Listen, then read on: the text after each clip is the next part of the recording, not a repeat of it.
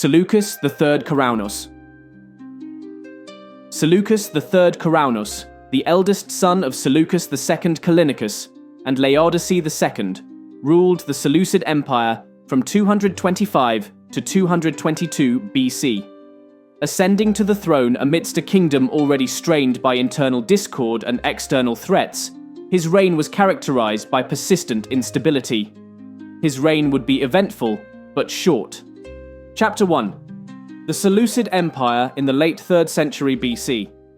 The Seleucid Empire, one of the major Hellenistic kingdoms founded by Seleucus III Nicator, was at a crucial juncture by the late 3rd century BC. By this time, it had expanded to encompass vast territories stretching from the eastern parts of modern-day Turkey through Mesopotamia and into the Indian subcontinent. However, despite its vast territorial holdings, the empire faced numerous internal and external challenges that threatened its stability. Following the death of Seleucus I Nicator in 281 BC, his descendants struggled to maintain control over the sprawling empire. The empire was often beset by internal divisions, with various regions and satrapies asserting their autonomy and challenging the central authority. The once cohesive nature of the empire had begun to unravel due to the increasing power of local rulers and governors, who saw an opportunity to seize power in the absence of a strong central leadership. The political landscape was also deeply influenced by external forces, particularly the growing influence of Pergamon and Egypt. In the aftermath of a brutal civil war between the forces of Seleucus II Callinicus and his brother Antiochus the Hawk, Pergamon emerged as a powerful rival, seizing several key territories from the Seleucid Empire. This territorial loss weakened the Seleucids' strategic position and created an opening for Pergamon, led by King Attalus I, to assert itself as a dominant force in Anatolia. Seleucus II Callinicus, who had been engaged in this civil war, was ultimately unable to reverse the damage done to the empire, and his death in 225 BC further exacerbated the instability. His passing created a power vacuum, which would prove to be one of the defining features of the reign of his eldest son, Seleucus III Keraunos. The Seleucid Empire, while still a formidable political entity, was teetering on the edge of further fragmentation and vulnerability to external threats. Chapter 2. Seleucus III Keraunos, a fragile leader. Seleucus III Keraunos ascended the throne in 225 BC, inheriting an empire that was deeply fractured. His father's reign had been marked by prolonged internal conflicts, and the political and military structures of the empire had been severely weakened. At the time of Seleucus III's ascension, his kingdom was struggling to maintain unity and control over its vast territories. With growing tensions both within the court and across the provinces, the young king's physical frailty and lack of charisma were evident from the outset. Unlike many of his predecessors, who were known for their military prowess and strong leadership, Seleucus III lacked the personal strength to command the loyalty of the nobility and the military. His reign was marked by an absence of decisive action, which contributed to the growing instability within the empire. Although Seleucus III attempted to consolidate his power, his efforts were hindered by his dependence on a select group of advisors. One of the most influential figures during his reign was Hermeias, a highly capable minister from Caria. Hermeias quickly gained the trust of Seleucus III, and he became the de facto ruler, steering the political and military decisions of the empire. While Hermeias was competent and politically astute, his ambition and increasing influence began to alienate other members of the Seleucid court and the military establishment. The growing power of Hermeias, combined with the king's weakness, led to the further fragmentation of authority within the empire. In an effort to prevent his brother Antiochus from consolidating power and challenging his reign, Seleucus III confined him to the satrapy of Babylon, far from the central seat of government in Antioch. However, this action did little to prevent the growing dissatisfaction within the empire.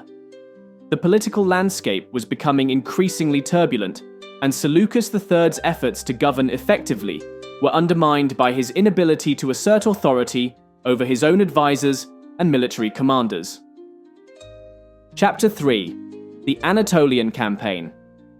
Despite the challenges he faced at home, Seleucus III Keraunos recognized the importance of reclaiming territories lost to Pergamon.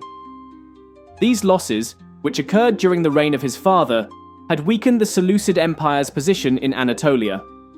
By 223 BC, Seleucus III launched a military campaign to reclaim these territories, with the hope of restoring the empire's military and strategic strength. To lead the campaign, Seleucus III assembled a team of experienced commanders, including Achaeus, a cousin of the royal family. Achaeus was a seasoned military leader who had proven himself in previous conflicts, particularly in the wars against Antiochus' hierarchs. His experience and leadership abilities made him a key figure in the campaign, and Seleucus III relied on Achaeus to help lead the Seleucid forces into Anatolia. The campaign initially met with some success. The Seleucid army crossed the Taurus Mountains and advanced toward their objectives, with the soldiers under Achaeus' command showing enthusiasm and determination. However, as the campaign progressed, Seleucus III's lack of strong leadership became apparent. He struggled to inspire his troops, and morale began to decline. His inability to take command in a confident and decisive manner created an atmosphere of discontent within the army. The situation worsened as rumors of dissent spread through the ranks, and some began to question the king's ability to lead the empire. The internal turmoil within the army created the perfect environment for a conspiracy to form. The stage was set for a dramatic turn of events that would further destabilize the Seleucid Empire. Chapter 4: A Deadly Conspiracy. As Seleucus III's forces made their way through the treacherous terrain of the Taurus Mountains, a conspiracy within the army began to take shape. Two Galatian officers, Nicanor and Apaturius, took the lead in plotting against the young king. Their motivations remain the subject of historical debate. Some scholars suggest that the conspiracy was born out of dissatisfaction with Seleucus III's leadership and the increasingly erratic nature of his decisions. Others argue that external forces, such as Attalus of Pergamon or Ptolemy of Egypt, may have covertly supported the conspiracy in an effort to weaken the Seleucid Empire. The assassination of Seleucus III in 222 BC shocked the Seleucid court and army. The king was murdered in the midst of the campaign, leaving the Seleucid forces without a leader. The immediate aftermath of his death was one of chaos, as the army was thrown into disarray. The loss of the king's leadership posed a serious threat to the campaign, and the future of the Seleucid Empire seemed uncertain. In the wake of Seleucus III's assassination, the army turned to Achaeus for leadership. Achaeus was highly respected within the military, and as a member of the royal family, he was seen as a logical candidate to assume the throne. However, in a surprising act of loyalty, Achaeus rejected the crown. Rather than seizing power for himself, he chose to remain loyal to the Seleucid dynasty and continue the campaign in the name of the rightful ruling family. His decision to reject the throne was a significant moment in Seleucid history, demonstrating both his strategic vision and his commitment to the integrity of the dynasty. Chapter 5: Achaeus' leadership and the stabilization of the Western Front. Following the assassination of Seleucus III, Achaeus assumed leadership of the Seleucid forces in Anatolia. His first order of business was to restore order within the ranks and eliminate the influence of the conspirators. Achaeus moved quickly to execute Nicanor and Apaturius, ensuring that their destabilizing influence was eradicated. This decisive action helped restore morale among the troops and reaffirmed Achaeus' commitment to the Seleucid cause. With the conspirators dealt with, Achaeus turned his attention to the campaign. His leadership proved to be highly effective, and he quickly regained the initiative. He engaged in a series of strategic maneuvers that forced Attalus of Pergamon into retreat. Achaeus' forces pushed the Pergamene army back into the city of Pergamon itself, securing a temporary victory for the Seleucid Empire in Anatolia. This victory stabilized the Western Front and provided the Seleucids with a crucial respite amid the turmoil. Achaeus' actions not only secured important territorial gains, but also demonstrated his military skill and loyalty to the Seleucid dynasty. His leadership prevented the collapse of the Seleucid position in Anatolia and temporarily reinforced the empire's control over the region. Chapter 6. The Aftermath and Legacy. The events surrounding the reign and assassination of Seleucus III Keraunos highlight the fragility of the Seleucid Empire during the late 3rd century BC. The young king's physical and political weaknesses left him vulnerable to both internal dissent and external manipulation. His reliance on figures like Hermeias and the delegation of power to satraps such as Molon and Alexander further contributed to the empire's instability. Although Achaeus' leadership temporarily stabilized the Seleucid position in Anatolia, the broader issues facing the empire remained unresolved.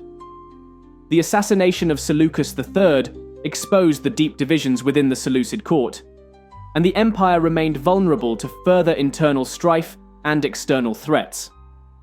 Despite the brief respite provided by Achaeus, the Seleucid Empire continued to face significant challenges in maintaining control over its vast territories.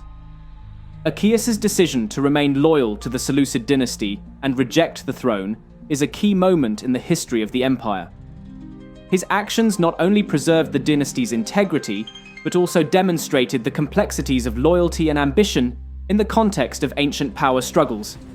However, the Seleucid Empire would continue to face further crises in the years to come, as internal strife, external invasions, and rival powers continued to challenge its dominance in the region.